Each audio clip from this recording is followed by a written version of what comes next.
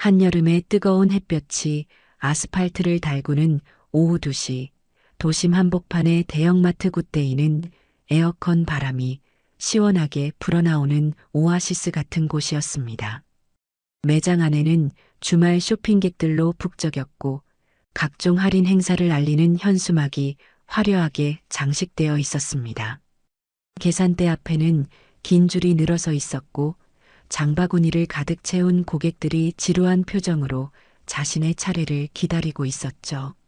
직원들은 땀을 흘리며 분주하게 움직였고 매장 스피커에서는 신나는 여름 캠페인 음악이 흘러나오고 있었습니다.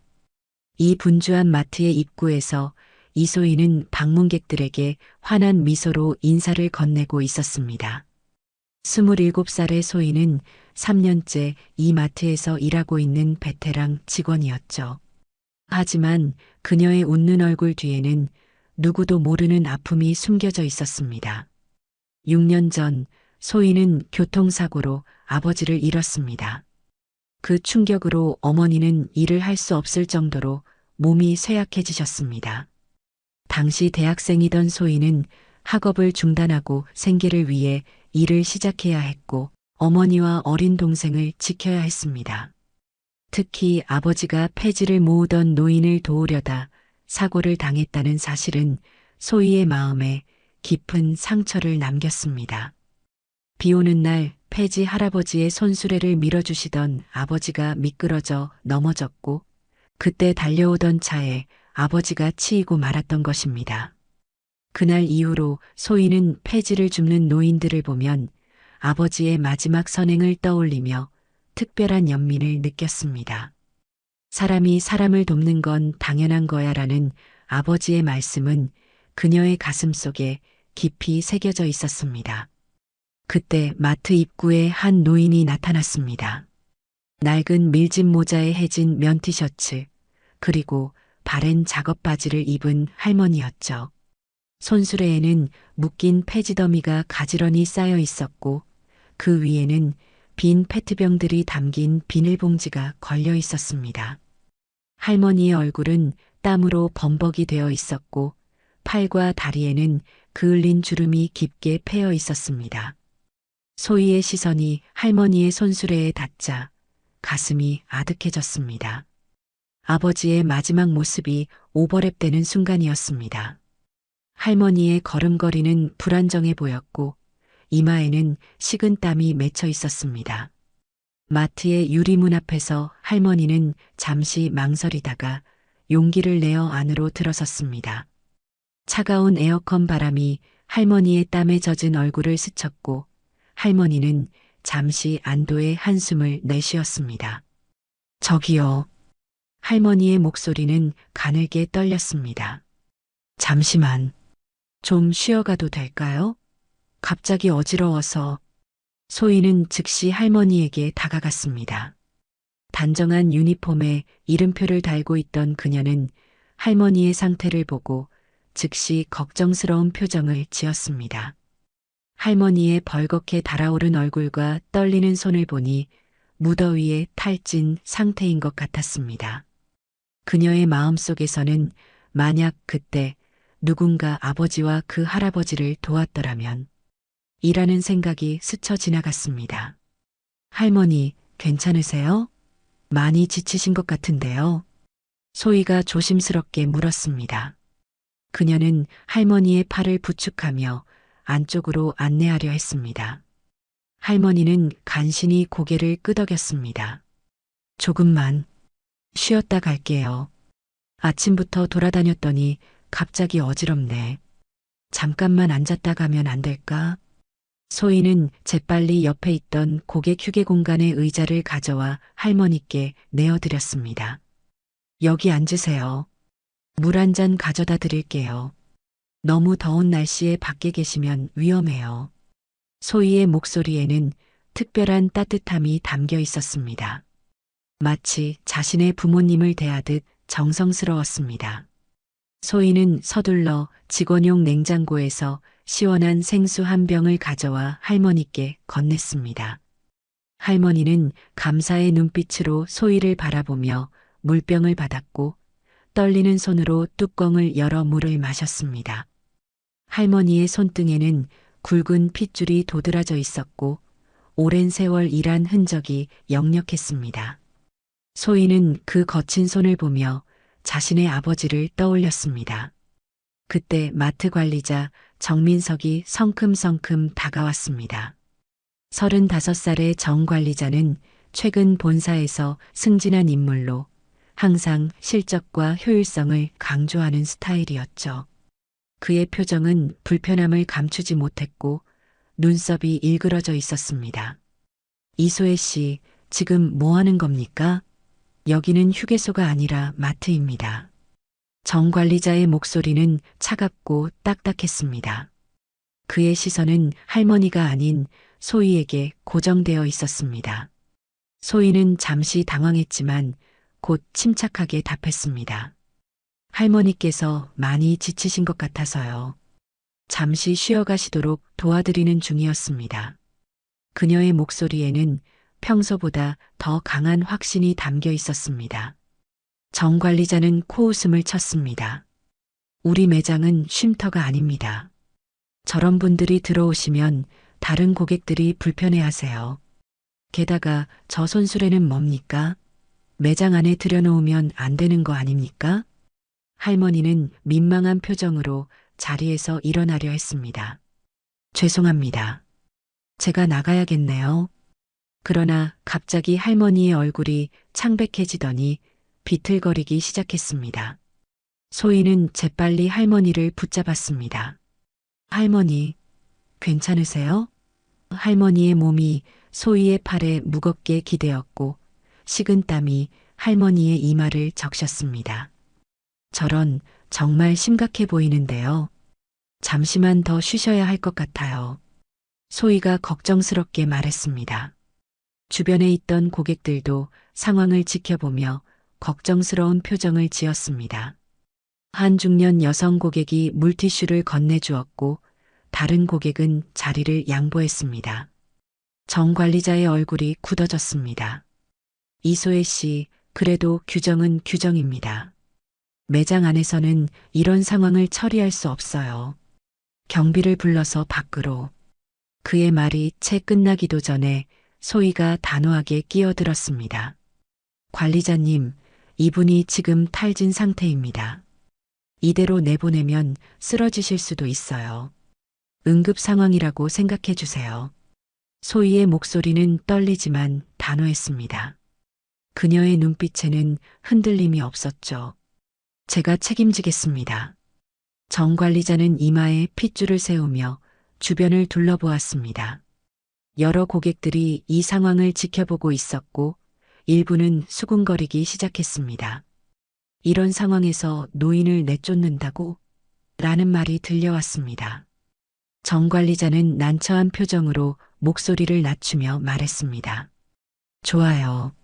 10분만 쉬게 해드리고 그 다음엔 반드시 나가셔야 합니다. 손수레는 입구 밖에 두세요. 매장 바닥이 더러워지면 안 됩니다. 그는 차가운 시선으로 소희를 한 번 더 노려보고는 돌아섰습니다. 이 일은 나중에 따로 이야기하죠. 소희는 본인의 업무 자리로 돌아갔지만 할머니가 걱정되어 가끔 눈길을 주며 상태를 확인했습니다. 약속한 10분이 지나고 15분, 20분이 흘렀습니다. 할머니의 상태는 조금 나아 보였지만 여전히 지친 기색이 역력했습니다. 정 관리자가 다시 나타났고 이번에는 표정이 더 굳어 있었습니다. 시간이 2배나 지났습니다. 이제 그만 조치를 취해야겠어요. 그는 경비 직원에게 손짓했습니다. 경비가 할머니에게 다가가 말했습니다. 죄송합니다만 이제 나가셔야 합니다. 도와드릴까요? 할머니는 천천히 자리에서 일어나려 했지만 갑자기 손에 들고 있던 낡은 가방을 떨어뜨렸습니다. 가방에서는 몇 장의 사진과 작은 수첩, 그리고 반짝이는 금색 목걸이가 바닥에 흩어졌습니다. 아이쿠, 할머니가 당황하여 바닥에 떨어진 물건들을 주우려 했지만 몸이 불편해 쉽게 몸을 굽히지 못했습니다. 소희는 즉시 달려와 물건들을 주워드렸습니다. 사진 한 장이 눈에 들어왔습니다. 낡은 흑백 사진 속에는 젊은 여성과 아이가 함께 있었고 뒷면에는 명자와 태준, 1967년 봄이라고 적혀 있었습니다. 금목걸이는 생각보다 고급스러워 보였고 펜던트에는 정교한 무늬가 새겨져 있었습니다. 할머니, 이거. 소희가 물건들을 건네며 물었을 때 정 관리자가 성큼 다가왔습니다. 이제 그만 가셔야 합니다. 경비 모셔드리세요. 정 관리자의 목소리는 단호했습니다. 소희가 일어서서 정 관리자에게 말했습니다. 관리자님, 이분이 아직 많이 힘들어 보이세요. 조금만 더. 이소혜 씨, 업무 지시를 계속 무시하시겠다는 겁니까? 이건 경고입니다. 정 관리자의 목소리가 높아졌고 주변 고객들이 다시 주목하기 시작했습니다. 소희는 잠시 망설였지만 결국 단호하게 대답했습니다. 네, 이건 업무 지시가 아니라 인간으로서의 기본적인 배려에 관한 문제입니다. 제가 책임질게요. 그녀는 할머니 옆에 다시 서서 부축했습니다. 할머니, 조금만 더 쉬다 가세요. 제가 책임질게요. 정 관리자의 얼굴이 불그락푸르락해졌습니다. 좋습니다. 그렇게 나오시겠다면 저도 할 말이 없네요. 직원으로서의 의무를 저버리는 행동은 용납할 수 없습니다. 그는 휴대폰을 꺼내들며 말했습니다. 이건 본사에 보고해야 할 사안이군요.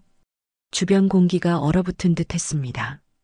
일부 고객들은 당황스러운 표정으로 서 있었고 다른 직원들은 고개를 숙인 채 자신의 일에만 집중하는 척했습니다. 그때 한 고객이 앞으로 나섰습니다. 이 마트는 노인도 쉬게 해주지 않는 곳인가요? 저는 이런 곳에서 쇼핑하고 싶지 않네요. 그가 자신의 장바구니를 그대로 두고 나가자 몇몇 고객들도 동조하는 눈빛을 보냈습니다. 정 관리자는 당황한 기색이었지만 이내 표정을 단단히 했습니다. 손님들, 죄송합니다만 우리 마트는 규정이 있습니다. 매장 내 질서를 유지하기 위한 조치니 양해 부탁드립니다.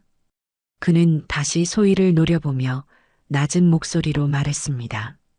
이소혜 씨 사무실로 와주세요. 지금 바로요. 소희는 할머니를 의자에 안전하게 앉히고 걱정스러운 눈빛으로 말했습니다. 할머니, 잠시만요. 곧 돌아올게요. 할머니는 미안한 표정으로 고개를 끄덕였습니다. 나 때문에 문제가 생겼네. 내가 그냥 가야겠어. 사무실로 향하는 소희의 발걸음은 무거웠지만 그녀의 시선은 흔들림이 없었습니다. 유리문 너머로 보이는 할머니의 모습이 마음을 더 단단하게 만들었습니다. 사무실 안에는 정 관리자와 함께 마트 점장 강유미가 앉아 있었습니다. 점장의 표정은 차갑고 엄격해 보였습니다. 이소혜 씨, 오늘 있었던 일에 대해 어떻게 설명할 건가요? 점장이 물었습니다. 저는 제가 올바른 일을 했다고 생각합니다. 소희가 단호하게 말했습니다. 거동이 불편한 노인분이 건강 상태가 좋지 않아 도움이 필요했습니다. 저희 마트의 고객 서비스 지침에도 고객의 건강과 안전을 최우선으로 한다는 항목이 있습니다. 점장은 차가운 시선으로 소희를 바라보았습니다. 맞습니다. 그러나 그건 우리 고객에게 해당하는 이야기죠. 폐지를 주우러 다니는 분이 우리 마트의 주요 고객층은 아니잖아요. 게다가 매장 분위기를 흐리고 다른 고객들에게 불편함을 줄 수 있는 상황이었습니다. 소희는 속에서 분노가 치밀어 올랐지만 최대한 침착하게 대응했습니다.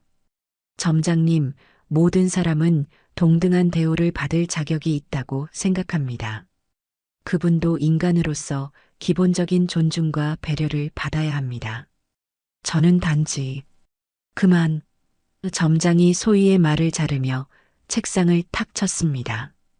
당신의 개인적인 가치관을 업무에 끌어들이지 마세요. 이소혜 씨, 이건 단순한 경고로 끝날 문제가 아닙니다. 오늘 당신은 업무 지침을 명백히 위반했고 상급자의 지시를 반복적으로 무시했습니다. 정 관리자가 서류 한 장을 소희 앞에 밀어놓았습니다. 해고 통지서입니다. 오늘부로 당신의 계약은 종료됩니다. 사물함을 정리하고 신분증을 반납하세요. 소희는 믿을 수 없다는 표정으로 서류를 바라보았습니다. 3년 동안 성실하게 일해온 자신이 이렇게 쉽게 해고당한다는 사실이 쉽게 받아들여지지 않았습니다. 그러나 그녀의 후회는 없었습니다. 알겠습니다. 하지만 제 선택을 후회하지 않습니다. 그녀는 자리에서 일어나 문 쪽으로 향했습니다. 떠나기 전 마지막으로 말했습니다. 모든 사람에게는 존엄성이 있고 그것을 지키는 것이 더 중요하다고 생각합니다. 이것이 제가 이 마트에서 배운 가장 중요한 가치였는데 아쉽네요. 소희가 사무실을 나와 휴게 공간으로 향했을 때 할머니는 이미 자리에 없었습니다. 아마도 그 소동 속에서 조용히 나가셨을 거라고 생각했습니다. 소희의 마음은 무거웠지만 그것은 해고 때문이 아니라 할머니가 어떻게 되셨을지 걱정되어서였습니다. 사물함을 정리하는 동안 몇몇 동료들이 다가와 위로의 말을 건넸습니다. 소희야, 정말 용기 있었어. 우리는 모두 내 편이야. 그러나 대부분은 자신의 일자리가 걱정되어 멀리서 안타까운 시선만 보낼 뿐이었습니다. 소희는 3년간의 추억이 담긴 작은 물건들을 가방에 담으며 씁쓸한 미소를 지었습니다. 마트를 나서는 순간 여름 햇살이 그녀의 얼굴을 뜨겁게 내리쬐었습니다. 갑자기 닥친 실직 상태에 앞으로 어떻게 해야 할지 막막했지만 이상하게도 마음은 편안했습니다. 주차장을 지나 버스 정류장으로 향하는 길 휴대폰이 울렸습니다. 모르는 번호였습니다. 여보세요? 소희가 조심스럽게 전화를 받았습니다. 이소혜 씨 맞으신가요? 안녕하세요. 저는 강태준이라고 합니다. 남성의 목소리는 차분하고 정중했습니다. 네, 맞습니다만. 어떻게 제 번호를? 오늘 굿데이 마트에서 저희 어머니를 도와주셨다고 들었습니다. 정말 감사드립니다. 소희는 걸음을 멈추었습니다. 저희 어머니라뇨? 혹시 그 할머니가? 네, 오늘 마트에서 폐지를 모으시다 쉬고 계셨던 할머니가 제 어머니 윤명자 씨입니다. 어머니께서는 평생 검소한 생활을 하셨고 최근에는 초기 치매 증상이 있으셔서 의사의 권고로 익숙한 활동을 유지하고 계세요. 젊은 시절부터 폐지를 모으는 일을 하셨던 터라 지금도 매일 근처를 다니며 폐지를 모으십니다. 남성의 목소리에는 진심 어린 존경과 감사가 담겨 있었습니다. 소희는 당황스러웠습니다. 아, 그러셨군요. 할머니 괜찮으신가요? 너무 지쳐 보이셔서 걱정했거든요. 네, 지금은 집에서 쉬고 계십니다. 다행히 큰 문제는 없으신 것 같아요. 어머니께서 이소혜 씨 이야기를 해주셔서 연락드렸습니다. 그런데 혹시 시간 괜찮으시면 잠시 뵙고 이야기 나눌 수 있을까요? 소희는 잠시 망설였습니다. 낯선 사람의 갑작스러운 제안이었지만 이상하게도 경계심보다는 궁금함이 더 컸습니다. 네, 괜찮습니다. 어디서 뵐까요? 혹시 지금 마트 근처에 계신가요? 제가 30분 안에 그쪽으로 가겠습니다. 마트 옆 카페에서 만나면 어떨까요? 알겠습니다. 소희는 전화를 끊고 묘한 기분에 잠겼습니다. 해고당한 날 이런 예상치 못한 전화를 받다니 소희는 마트 옆 작은 카페로 향했습니다. 에어컨 바람이 시원하게 불어오는 카페 안으로 들어서자 긴장이 조금 풀렸습니다. 창가 자리에 앉아 아이스 아메리카노를 주문하고 창밖을 바라보며 오늘 있었던 일들을 정리해 보았습니다. 평범한 근무일이 이렇게 끝날 줄은 상상도 못했습니다. 약 20분 후 정장 차림의 중년 남성이 카페로 들어섰습니다. 그는 50대 초반으로 보였으며 단정한 외모와 예의 바른 태도가 인상적이었습니다. 그는 주변을 둘러보다 소희를 발견하고 다가왔습니다. 이소의 씨인가요? 남성이 공손하게 물었습니다. 소희는 자리에서 일어나 고개를 끄덕였습니다. 네, 맞습니다. 강태준입니다. 통화했던 사람이에요. 먼저 와 계셨네요. 그는 정중하게 인사하고 자리에 앉았습니다. 오늘 어머니를 도와주셔서 정말 감사합니다. 어머니께서 이야기를 해주셨어요. 소희는 미소를 지었습니다. 별 말씀을요. 당연히 해야 할 일을 했을 뿐입니다. 강태준은 잠시 침묵했다가 조심스럽게 물었습니다. 혹시 그 일로 인해 문제가 생기진 않으셨나요? 소희는 쓴웃음을 지었습니다.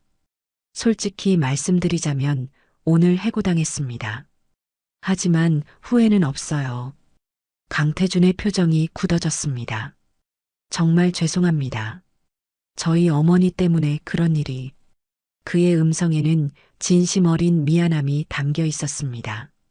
소희는 손을 저으며 말했습니다. 아니에요. 제 결정이었고 제가 책임져야 할 일이니까요. 그보다 할머니 건강이 걱정됐는데 지금은 괜찮으신가요? 강태준은 고개를 끄덕였습니다. 네, 많이 쉬셔서 괜찮아지셨어요. 사실 제 어머니는 평범한 할머니가 아닙니다. 그는 잠시 망설이다가 말을 이었습니다.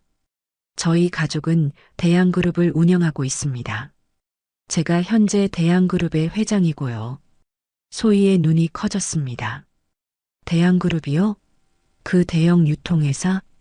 대양그룹은 국내 5대 기업 중 하나로 유통부터 식품, 건설까지 다양한 사업을 운영하는 대기업이었습니다. 네, 맞습니다. 강태준이 조용히 대답했습니다. 어머니는 우리 가문의 큰 어른이시지만 항상 검소하게 사셨어요. 젊은 시절 고생하셨던 기억 때문인지 지금도 폐지를 모으시며 절약하는 습관을 버리지 않으세요. 저희가 말려도 소용이 없었죠. 특히 초기 치매 증상이 나타난 후로는 의사가 익숙한 활동을 유지하는 게 좋다고 해서 허락은 했지만 항상 걱정됐어요. 소희는 놀라움을 감추지 못했습니다. 믿기 힘드네요. 저는 그저 도움이 필요한 할머니라고만 생각했는데 강태준은 따뜻한 미소를 지었습니다.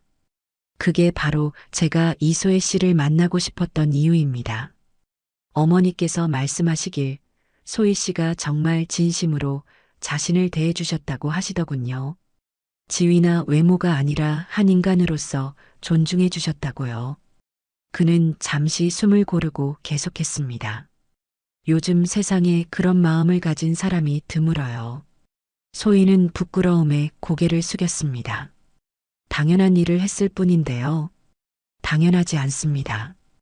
강태준의 목소리는 단호했습니다. 이소혜 씨, 사실 제가 오늘 찾아온 이유가 있습니다.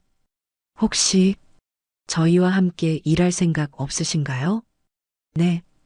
소희의 눈이 다시 한번 커졌습니다. 어떤 일을? 저희 대양그룹에서는 현재 새로운 프로젝트를 준비하고 있습니다.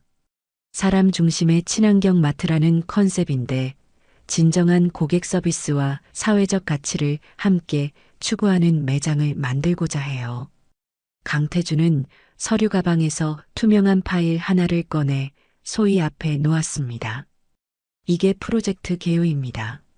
저희는 이 프로젝트를 이끌 진정성 있는 사람을 찾고 있었어요.